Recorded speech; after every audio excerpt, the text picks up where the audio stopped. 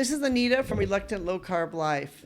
If anyone has struggled with addiction, and specifically sugar addiction, you understand that sugar can be and is very addictive.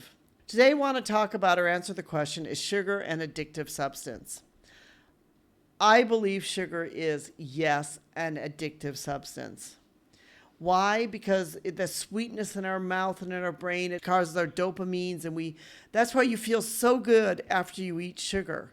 Your brain, it just triggers something in your brain, you feel good, you have this high, and then you have this low. And then you want it again, so you eat it again, so you get this high and then this low. It's sort of like this reward sort of circuitry that goes around with sugar. Releases this dopamine can be compared to certain types of drug or drug abuse. In fact, there's some people that say that sugar is addictive as things like cocaine, that sugar can be extremely addictive. Some people have a higher tolerance for it than others.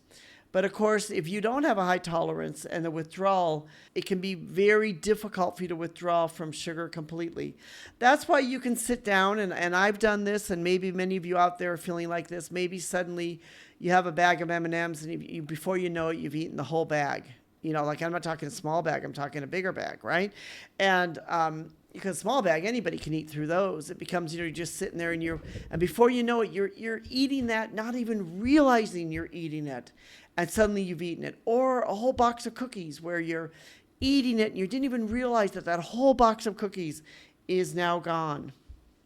That's because the way the sugar makes us feel and how addictive sugar is into our brains, that there can be this psychological aspect of sugar addiction. People have actual withdrawals from sugar. You can feel actual withdrawals from it. It can change your mood swings.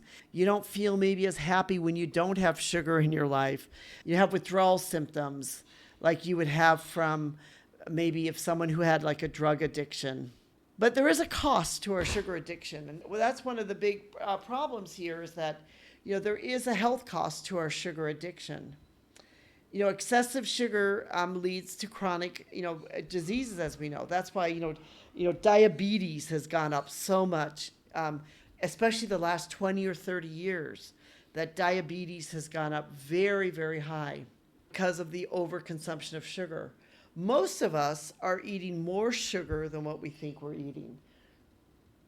You ask a lot of people, they might say, well, I don't eat much sugar. I don't eat hardly any sugar at all. But what the problem today is so many people are eating processed foods and multi-processed foods that it's not just the candy you're eating. Of course, if you're eating candy, you understand that you're eating sugar.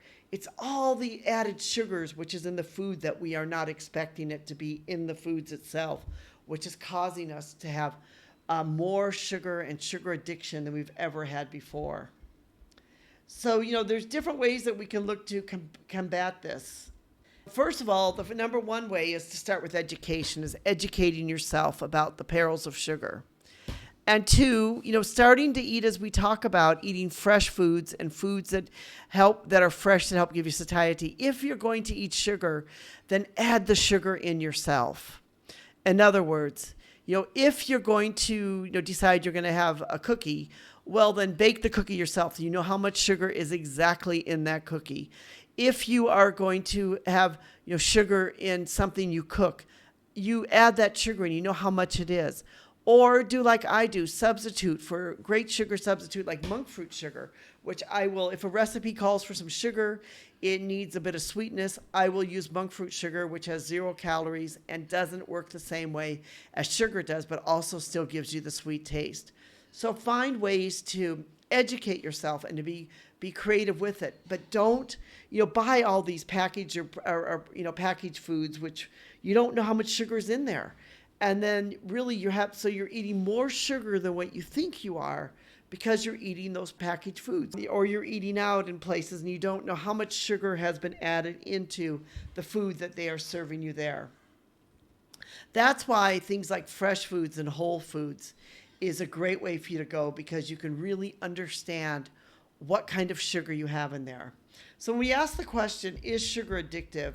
My answer to it is yes, that I believe sugar is an addictive substance. My co-worker, James Johnson, has written a blog post on this called Is Sugar an Addictive Substance?, where he goes into a lot more detail than I have And he talks a lot about sugar and how sugar is an addictive substance. If you're interested, we will put a link to the blog post in the description below so that you can read more about that and discover why sugar is addictive. So just in closing, just to remind you, my rules on sugar is: one, if you're cooking, use a sugar substitute, something like a monk fruit sugar.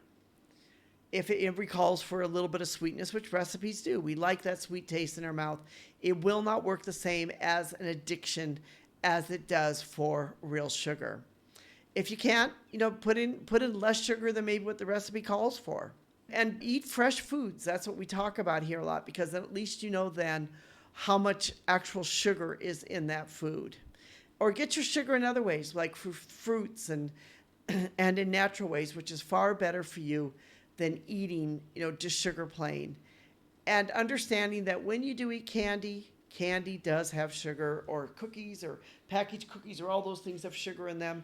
And a lot of the prepackaged foods have sugar in them.